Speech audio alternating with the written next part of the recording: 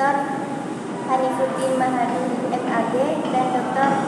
Khairatul Iramati MPDI selaku penemu metode Hanifidah. Yang saya hormati Ibu Dekan Fakultas Sains Umum Ibu Ayu Lestari MPD, dan yang saya hormati Kaprodi Nadris Matematika Ibu Eka Rahayu MPD selaku dosen pengampu Fakul Psikologi.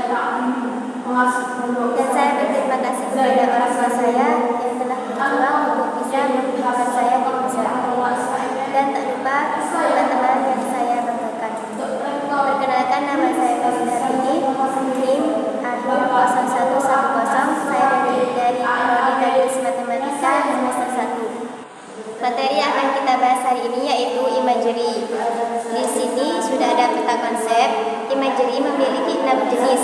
Imagery sendiri adalah proses yang membayangkan atau memvisualisasikan sesuatu yang tidak ada pada saat proses membayangkan. Berarti imagery yaitu proses membayangkan tetapi sesuatu. Hari ini kita akan membahas tentang materi imagery. Di sini sudah ada peta konsep. Imagery memiliki 6 jenis. Imagery sendiri yaitu proses membayangkan sesuatu yang tidak ada di hadapan kita.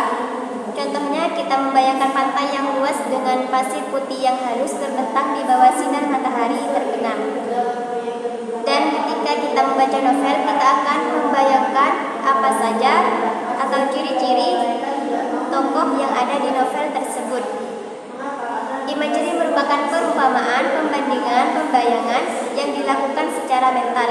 Oleh karena itu, jika menemukan istilah pembayangan mental atau perumpamaan mental, itu berarti merujuk pada definisi imagery. Imagery memiliki 6 jenis. Yang pertama yaitu visual imagery. Visual imagery yaitu melalui penglihatan.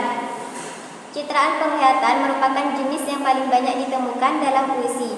Rangsangan yang distimulus oleh citraan penglihatan mata kepada indera penglihatan tidak akan menjadi bayangan imajinasi yang tidak terlihat seolah-olah nyata. Contohnya di sini ada ukuran dan bentuk. Ukuran memang tidak terlihat, tetapi ukuran bisa diumpamakan seperti ukuran sepatu, ukuran baju, dan lain-lain. Contoh yang kedua yaitu bentuk.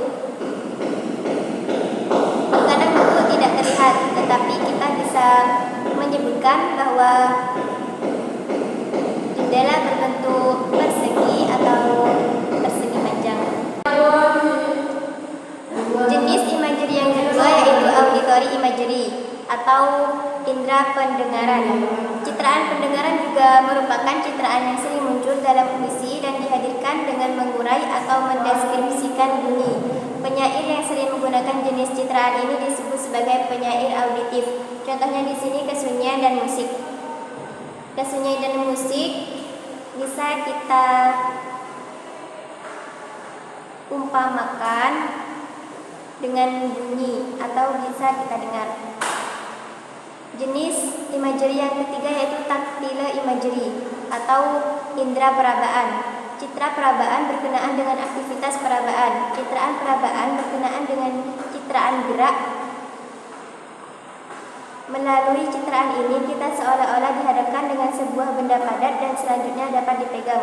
Contohnya di sini yaitu tekstur dan pergerakan. Tekstur yaitu sifat yang dimiliki oleh benda seperti halus, kasar, dan lain-lain. Jenis imagery yang keempat yaitu kinesthetic imagery atau citraan gerak.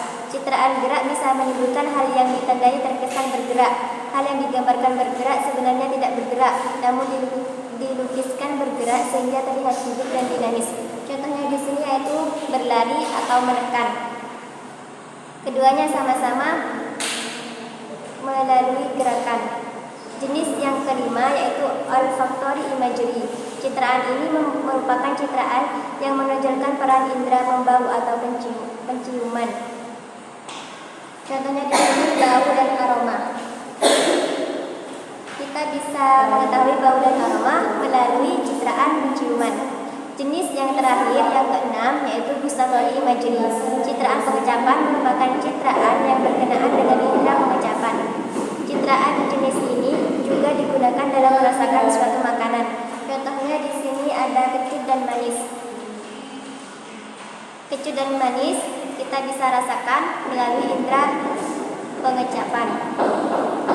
Cukup sekian materi dari saya. Apabila ada kesalahan, saya mohon maaf yang sebesar-besarnya. Wallahul muwaffiq ila aqwamit thoriq. Wassalamualaikum warahmatullahi wabarakatuh.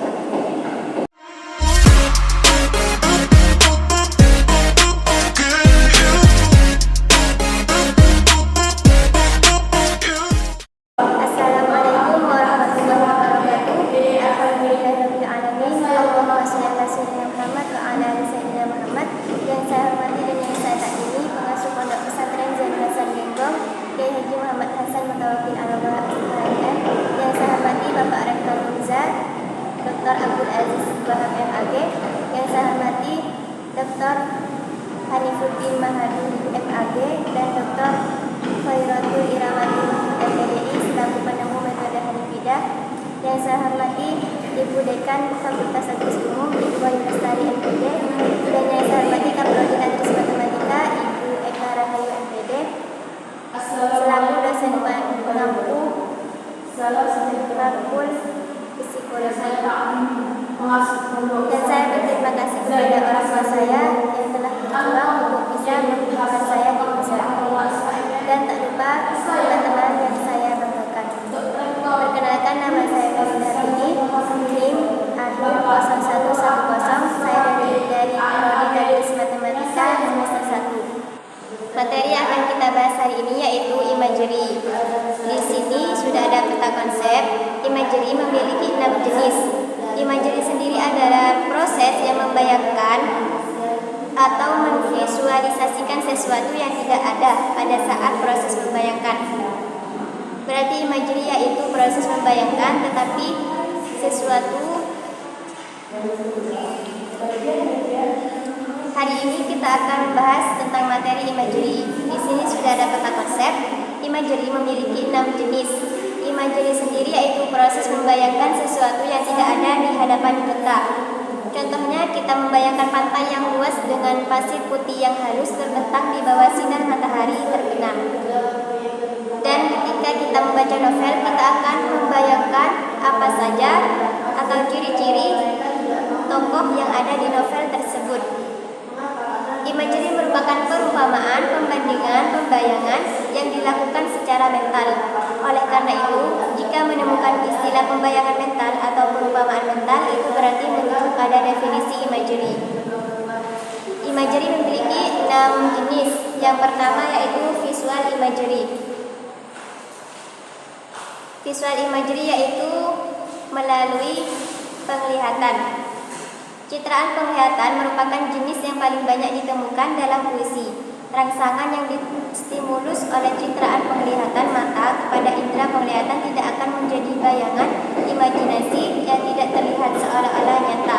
Contohnya di sini ada ukuran dan bentuk. Ukuran memang tidak terlihat, tetapi ukuran bisa diumpamakan seperti ukuran sepatu, ukuran baju, dan lain-lain. Contoh yang kedua yaitu bentuk. Kadang bentuk tidak terlihat, tetapi kita bisa menyebutkan bahwa